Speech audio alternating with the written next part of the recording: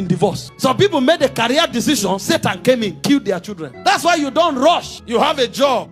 Now you come home every day, you are tired. It's now nannies that raise your children. After 15 years of laboring, your children become rogues. You now lose peace for the rest of your life. And everything you saved, they destroyed. Because you didn't know the career you should have chosen when you were nurturing your children to form their personality. That's why discernment is critical in career development. It helps you to know the timing. It helps you to know the location. It helps you to know the degree of involvement so that there's still stability in your life while you are growing. Number 5, you need discernment in stewardship. Any responsibility committed to your trust. Remember, Luke 16:10. A man who is not faithful in little will never be given much. So everything God commits to your trust is your access point to rising. That's why you must be careful to know how to apply yourself to it so that it doesn't limit you from your promotion. Stewardship, especially in your finances. Everybody needs financial literacy. From saving to expenditure to investment to what you give to God, you need to have financial intelligence. How much percentage of my finances should be saved? Come what may, nothing touches it. How much percentage of my finances is open for investments? How much percentage of my finances are for my welfare? How much percentage of my finances are for God? Except when God gives a direct instruction. There must be intelligence. Stewardship. Family. How much time do I give to my children? How much time do I give to my wife? How much time do I spend at home? I know the career needs me, the world needs me, but stewardship is also placing a demand. Because if you don't have that balance, one imbalance can wreck the whole system. Number 6, critical area of applying discretion is in handling temptations and trials.